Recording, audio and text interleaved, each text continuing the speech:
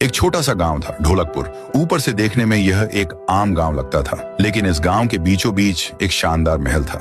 महल का मालिक था राजा इंद्रवर्मा, एक ईमानदार और लोगों का प्यारा राजा। उस महल में रखा था एक अनमोल खजाना, हीरे, जवाहरात, सोना, चांदी और कई ऐसी अनमोल चीजें जिनका सपना हर लुटेरा देखता था। इस खजाने की रक्षा का जिम्मा राजा इंद्रवर्मा ने अपने दो सबसे वफादार और शक्तिशाली आदमियों को दिया था, राइस्टार और ज्ञान भाई। गाँव वाले कहते थे, जब तक राइस्टार और ज्ञान भाई जिंदा हैं, इस खजाने को कोई हाथ भी नहीं लगा सकता। लेकिन एक इंसान ऐसा भी था जिससे हर गांव डरता था। उसका नाम था गब्बर सिंह। गब्बर एक खूनी, दिल का काला और छुप कर वार करने वाला लुटेरा था। उसने देश के कई गांव उजाड़ दिए थे। अब उसकी नजर थी ढोलकपुर के खजाने पर। गब्बर जानता था कि राइस्टार और ज्ञान भाई के रहते खजाना चुराना नामुमकिन है, इसलिए उसने एक शैतानी योजना बनाई। एक सुबह जब गांव के लोग अपने अपने कामों में व्यस्त थे, तभी अचानक गांव में दो खूंखार जानवर घुस आए। गांव में अफरा तफरी मच गई। लोग चीखने लगे, भागने लगे और हर तरफ लाशों के ढेर लग गए। जैसे ही ये खबर राइस्टार के कानों तक पहुंची,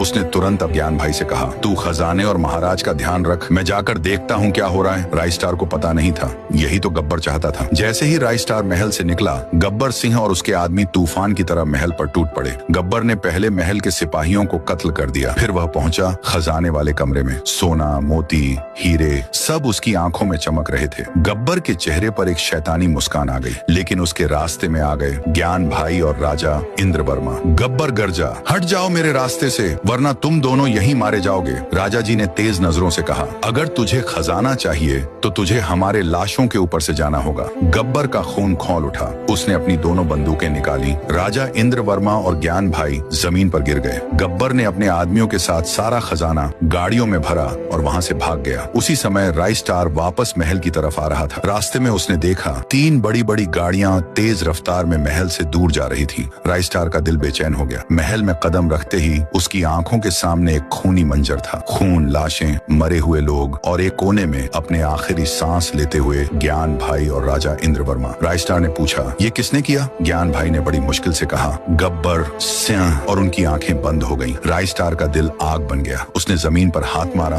और गरज कर बोला, गब्बर। गब्बर भी तैयार था। उसने अपने चारों तरफ सुरक्षा बढ़ा दी। बंदूकें, गुंडे और खूंखार जानवर सब गेट पर तैनात। लेकिन राइस्टार को रोक पाना अब नामुमकिन था। एक एक करके उसने गब्बर के आदमियों को धूल चटा दी। राइस्टार पहुंच गया गब्बर के सामने। तूने बहुत बड़ी गलती की यहाँ आकर राइस्टार। तुझे मेरे दोस्तों को नहीं मारना चाहिए था। गब्बर, अब देख, पूरा इलाका धुएं और आग में लिपट गया। और जब धुआं हटा, गब्बर सिंह और उसके आदमी जमीन पर लाश बनकर पड़े थे। बीच में एक राजा की तरह खड़ा था राइस्टार।